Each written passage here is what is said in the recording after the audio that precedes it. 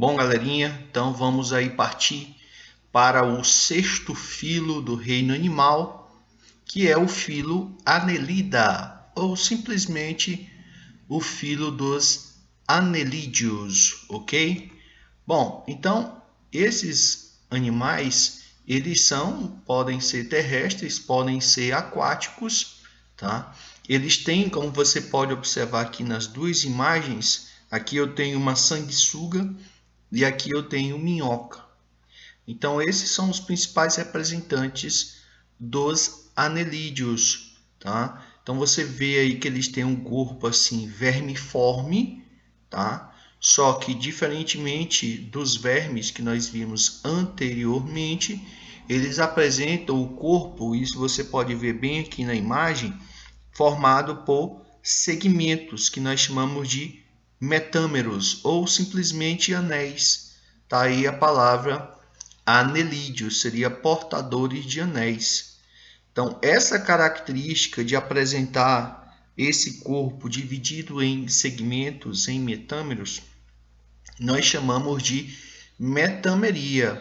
E é devido a essa característica que os anelídeos eles estão na frente da escala evolutiva aos moluscos, tá certo? Por quê? Porque os anelídeos eles formam ali um grupo monofilético com os artrópodes, que também apresentam essa metameria. Então, os anelídeos eles têm mais proximidade evolutiva com os artrópodes do que com os moluscos e os demais invertebrados que nós falamos até então. Então, inaugura-se aqui a linhagem aí dos animais metamerizados. E qual é a importância desse corpo dividido aqui em metâmeros? Várias. Primeiramente, que essa metameria ela pôde trazer junto com ela um padrão de organização do corpo melhor, tá certo?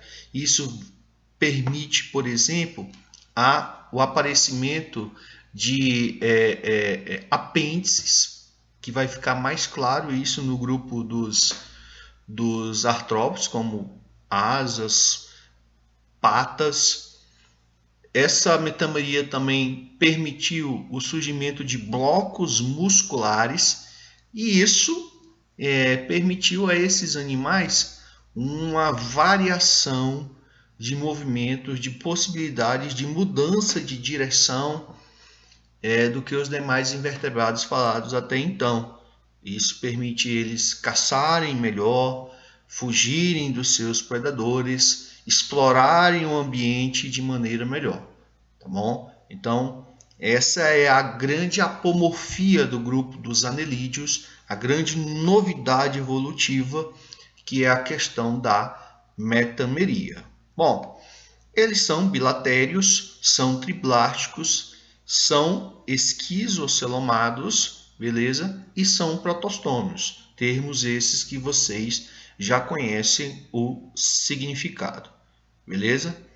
Bom, em relação ao revestimento do corpo desse animal, ao chamado tegumento dele, eles apresentam aí uma epiderme, tá certo? Uma pele bastante fina e bastante úmida, devido à presença aqui de glândulas mucosas.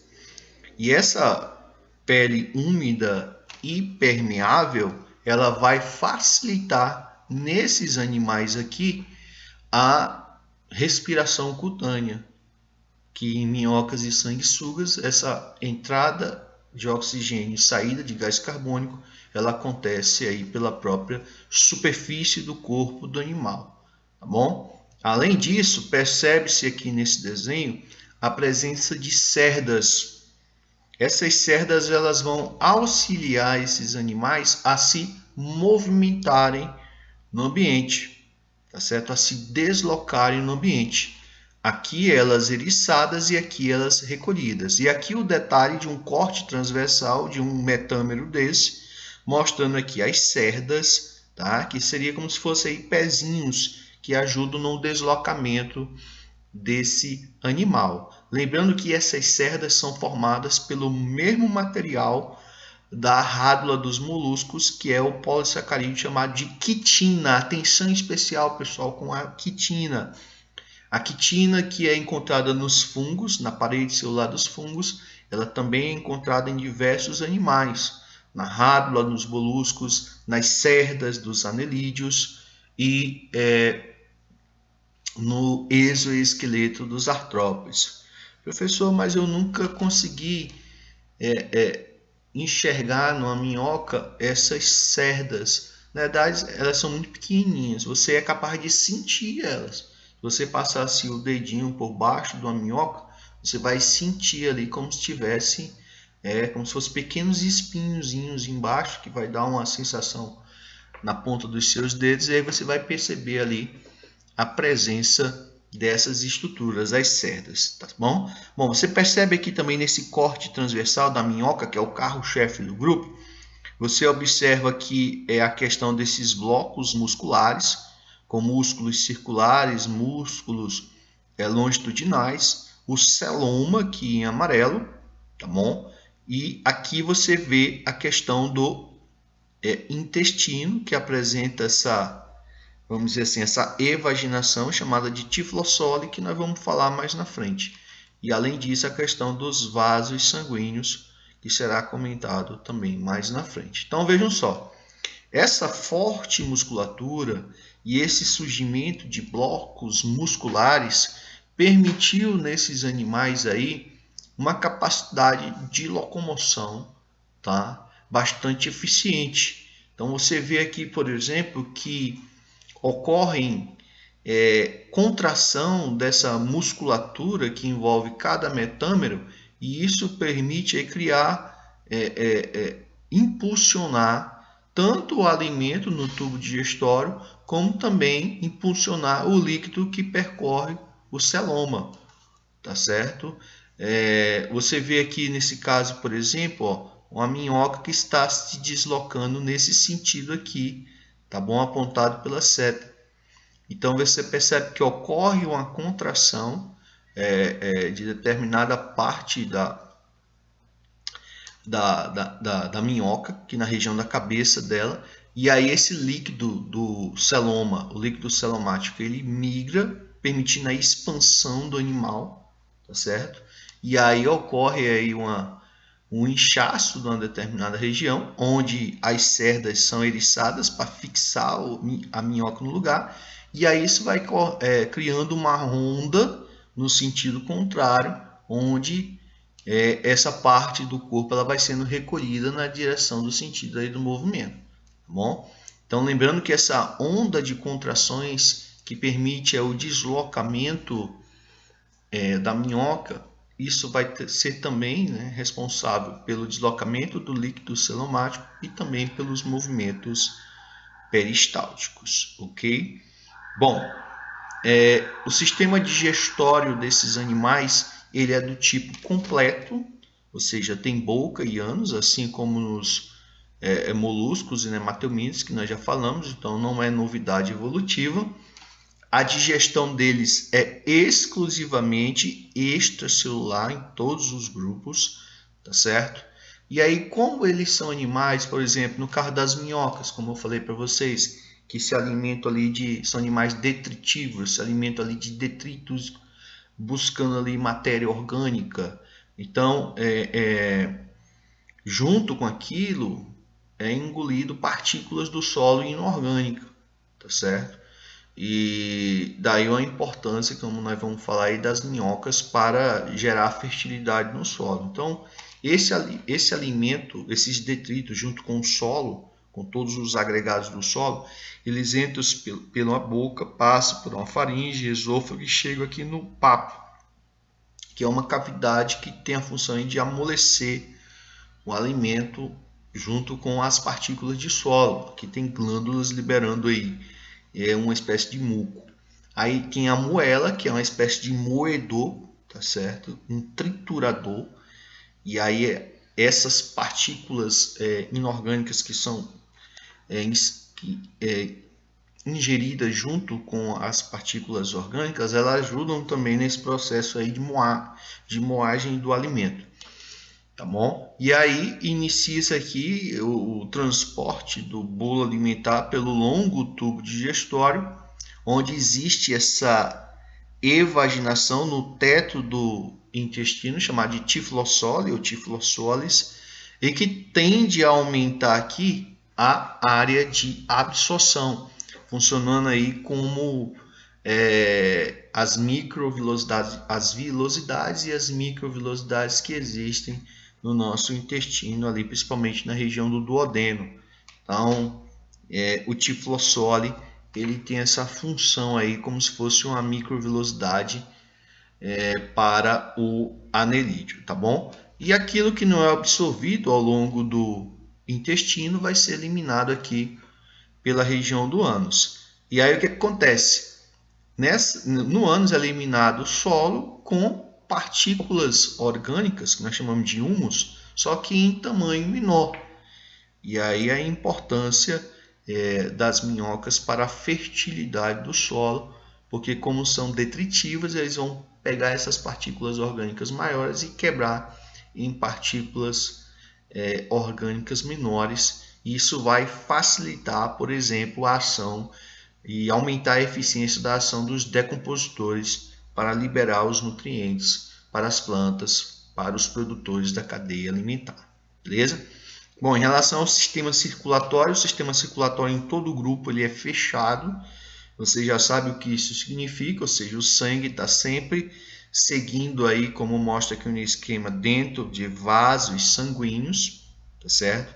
Ele tem um longo vaso dorsal na região das costas e vasos ventrais, tá certo? Na região do ventre do animal.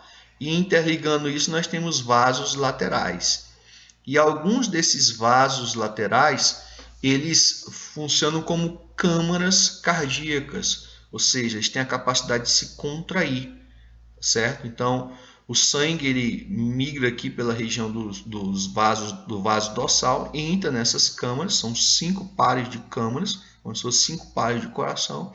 Esse coração contrai e vai impulsionar aqui pela região do vaso dorsal esse sangue que vai percorrer aí todo o corpo do animal, tá certo? Então, eles têm aí um sistema circulatório fechado em todo o grupo. Vocês viram que nos moluscos a maioria deles é aberto, só nos cefalópodes que é fechado. E aqui não, em todo o grupo ele é fechado. Em relação ao sistema respiratório, na maioria deles a respiração ela é cutânea, ou seja, as trocas gasosas, a entrada do oxigênio e a saída do gás carbônico vai acontecer pela superfície, que é bastante irrigada por vasos sanguíneos. Esse sangue possui hemoglobina, que é um pigmento vermelho, tá certo? E essa hemoglobina ela vai ali dissolvida no plasma sanguíneo, beleza?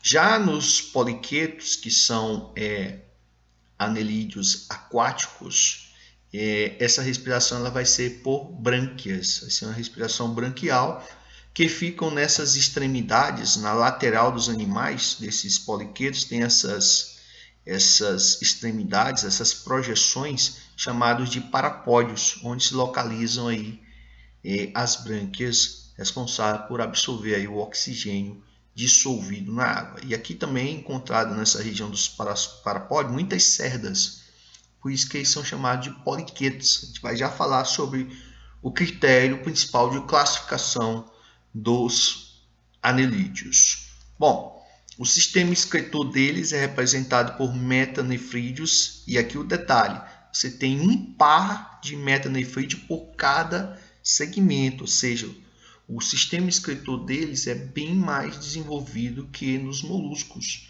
Por quê? Porque lá também você tem nefrídeos ou metanefrídeos, só que você tem uma quantidade bem menor no corpo do animal. E aqui não, em cada par de segmento, cada anelzinho ali da minhoca, você tem um par de metanefrídeos, onde você tem uma abertura chamada de nefróstoma, que vai ali absorver o líquido do celoma, tá? Não é o líquido sanguíneo, é o líquido do celoma, e um poro excretor chamado de nefridiósporo, que é um poro que vai eliminar aí a principal excreta desses animais, o xixi dele, que é amônia. Até agora, E todos os invertebrados nós falamos, a excreta principal é um composto nitrogenado chamado de amônia, tá bom? Então, cada metâmerozinho desse tem aí um par, ou seja, um par desses poros, um par de nefridiócitos, responsável por fazer o xixi desses animais, beleza?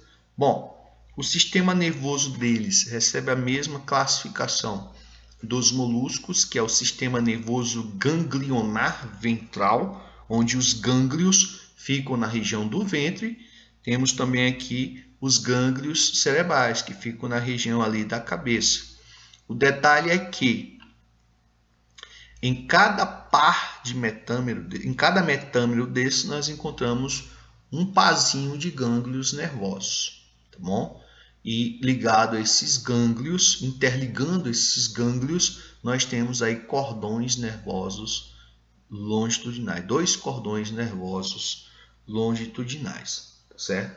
Lembrando, pessoal, que esses metâmeros aqui, eles estão separados entre si por membranas de origem mesodérmica. Agora, os vasos sanguíneos, os cordões nervosos, eles atravessam aí, perfuram todos esses metâmeros, percorrendo aí o corpo do animal de forma longitudinal, beleza? Bom, no caso dos poliquetos, eles têm mais estruturas sensitivas, com olhos e antenas, por exemplo, que são ausentes aí em outros anelídeos, como por exemplo em minhocas e sanguessugas. Bom, aqui nós temos um corte transversal de um metâmero de um anelídeo, de uma minhoca, por exemplo, só para a gente ter uma visão geral aí da anatomia e da fisiologia desses animais. Então aqui você tem uma cutícula protetora, tá certo? Aí abaixo da cutícula vem a epiderme e aí vem a musculatura circular e longitudinal, e isso são o que nós chamamos de blocos musculares. Essa cavidade aqui é o celoma, que abriga aí o par de metanefrídeos, tá certo? Que vão filtrar aí o fluido celômico e eliminar por esses poros aqui. Nós temos as cerdas, que estão ligadas aos blocos musculares, por isso que elas podem se eriçar e podem ser recolhidas. Aqui nós temos os vasos sanguíneos, o vaso dorsal e o vaso ventral. Aqui o cordão nervoso ventral, beleza? Aqui nós temos a cavidade intestinal, revestida aqui pela endoderme, e aqui o tiflossole, que é essa prega no teto do intestino, responsável aí pelo aumento da área de absorção, beleza? Bom, a classificação dos anelídeos é bastante simples. Nós temos aí 3 classes: a classe dos poliquetos, dos oligoquetos e dos hirudíneos, chamado também de aquetos. E o principal critério aí é a questão das cerdas.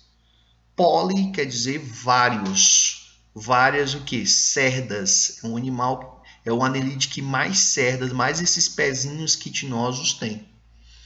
Oligo quer dizer pouco. Oligoquetas tem poucas cerdas. E os hirudíneos também podem ser chamados de aquetos, eles não têm nenhuma cerda, beleza? Então, primeiramente aí falando dos poliquetos, como você pode ver aqui na imagem, eles têm vários e várias, várias centenas de cerdas, é os que mais têm cerdas, por isso que eles são denominados de classe poliqueta. São marinhos, têm muitas cerdas, são predadores. Muitos deles secretam uma espécie de concha protetora de calcário, e aí são chamados até de tubículos, poliquetos tubículos, que secretam aí uma espécie de concha calcária. Eles apresentam essas projeções que eu falei para vocês, chamadas de parapódios, onde saem as cerdas e onde estão ali as brânquias, que já foi mostrado na parte de sistema respiratório. São dioicos, ou seja, de sexos separados. a fecundação é externa, aliás, a fecundação é externa aí em todos os anelídeos.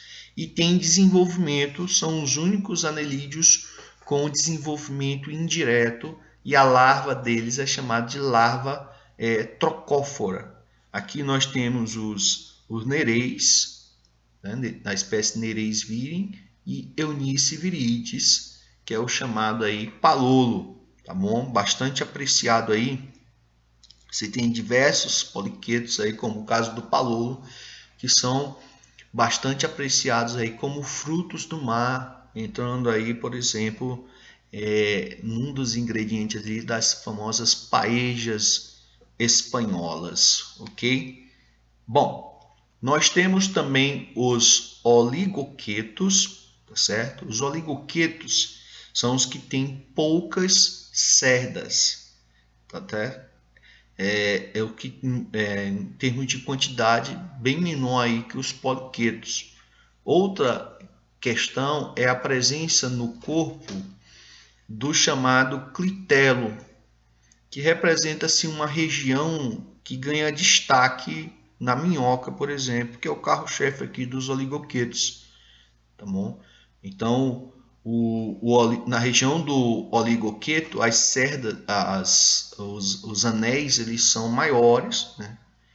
E eles são mais volumosos, por isso que destoa aí do corpo do animal e ganha destaque essa região do clitelo. Esse clitelo ele é ausente no grupo anterior, nos poliquetos, eles não têm clitelo. O clitelo é encontrado só no grupo das minhocas e das sanguessugas. Os oligoquetos, como a gente vai ver aí mais na frente, eles são monóicos, são hermafroditas, mas são de fecundação cruzada. São terrestres, importantes aí, como eu falei para vocês, para a agricultura, na questão da fertilização do solo. Como as minhocas elas fazem túneis dentro do solo, aumenta a percolação, ou seja, a passagem, o poder de drenagem, de filtração da água, e a aeração do solo, ou seja, permitindo a maior respiração, a entrada de gases atmosféricos para o solo. Tem gente que vive do cultivo de minhocas, é a chamada minhocultura, tá certo? Essas minhocas elas podem ser vendidas, por exemplo, para a pesca, para a área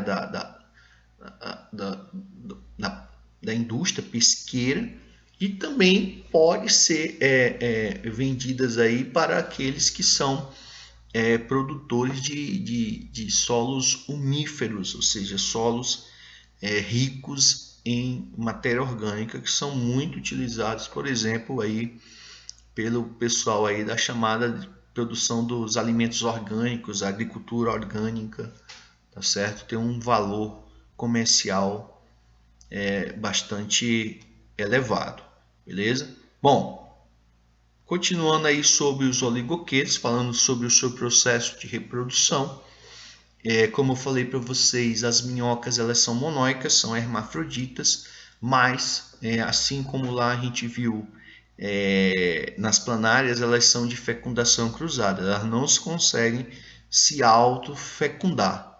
E essa fecundação ela vai acontecer dentro de um casulo produzido por essa região aqui chamada de clitelo, tá certo? Por isso que ela é considerada externa. O desenvolvimento é direto, não tem estágio larval. Então, o que acontece? Essa região aqui do clitelo, ela que está indicada aqui pela seta, ela é que é responsável por produzir um casulo, tá certo? E esse casulo, é nesse casulo onde vão ser liberados gametas femininos e masculinos, no processo aqui de acasalamento, tá bom? Então, existem aqui estruturas que ajudam na fixação, tá? São as chamadas papilas reprodutivas, tá bom? E as cerdas também ajudam na fixação do corpo de uma minhoca na outra, onde elas vão trocar aí, como você vê na imagem, tá? Através aqui de um líquido aí de característica leitosa, elas trocam aí espermatozoides entre si para permitir aí garantir a fecundação cruzada. Olha só aqui no detalhe, tá bom? Então, quando elas se fixam umas às outras, tá certo?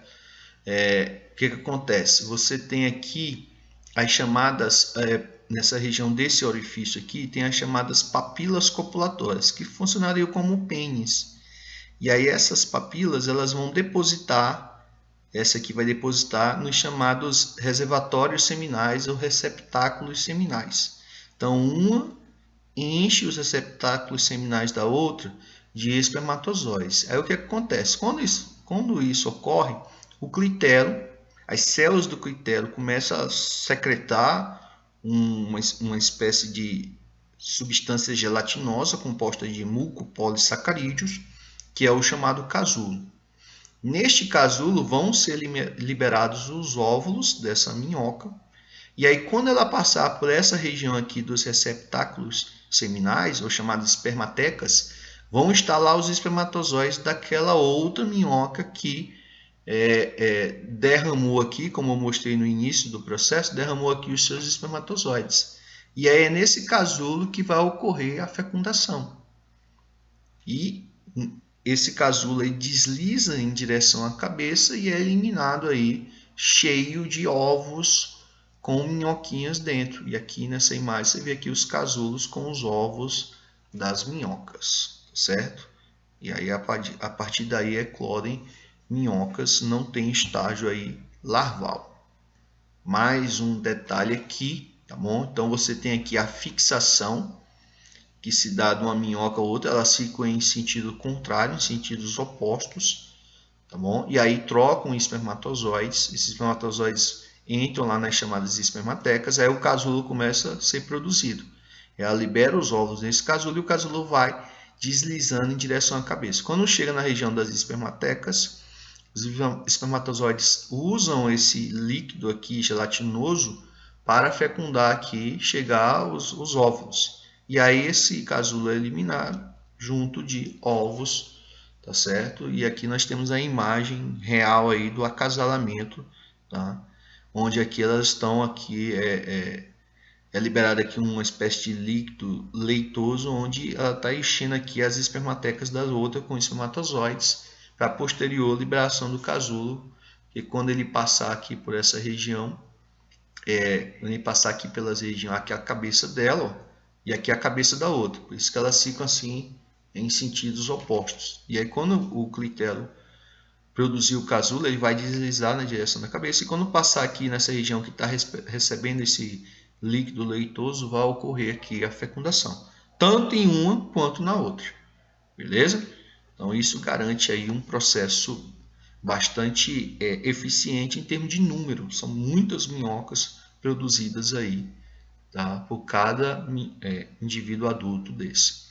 Bom, já os aquetos são chamados também de hirudinos, eles não têm cerdas, por isso que são chamados de aquetos. E são chamados de hirudinos porque a principal espécie do grupo é do gênero Hirudo, e chamado de Hirudo medicinalis. Por quê? Porque já foram muito utilizados na medicina e ainda hoje são utilizados, principalmente na medicina oriental. Tá certo? Então, as pessoas aplicavam sanguessugas no seu corpo para controle de pressão arterial, pessoas que tinham excesso de sangue, de ferro no sangue, ou também depois tratamento de varizes, por exemplo, colocava essas sanguessugas para sugar aqui as varizes. Pós-cirurgia, o indivíduo fazia ali uma cirurgia no dedo, ou a pessoa tinha problema, por exemplo, de circulação, congelamento dos dedos, colocava ali uma sanguessuga para ficar com a sua ventosa ali sugando o sangue desse para restabelecer a circulação. O que são ventosas? É o seguinte, como eles não têm cerdas, as extremidades deles, tanto a anterior quanto a posterior, são transformadas em ventosas. Aí é através dessas ventosas que elas se deslocam. É como se fosse o poder de sucção da ventosa, faz com que elas vão se deslocando ali, utilizando essas ventosas. E essa ventosa também tem uma forte musculatura que permite aí a sucção do sangue. Elas também têm clitelo, tá? São consideradas aí ectoparasitas de outros animais. A reprodução iridíneos é igual, tá? Semelhante à das minhocas. Elas são monóicas, a fecundação também acontece no casulo, produzido pelo clitelo, e o desenvolvimento também é direto, tá certo? O detalhe aqui é que para garantir aí com que o sangue entre no seu corpo, elas liberam aí substâncias, por exemplo, anticoagulantes, como por exemplo a lepirudina, que inclusive é utilizada aí pela indústria farmacêutica, tá? Como um anticoagulante, porque é uma substância inibidora direta aí da trombina, que é uma das enzimas que participa ali da cascata da coagulação sanguínea, tá certo? Então, a importância aí das sanguessugas para a medicina, tanto no passado quanto atualmente ainda. O pessoal da medicina oriental ainda utiliza muito as sanguessugas. Beleza, pessoal? Então a gente fica por aqui, tá? E aí façam aí o exercício que foi postado para vocês. Um grande abraço e até a próxima. Tchau!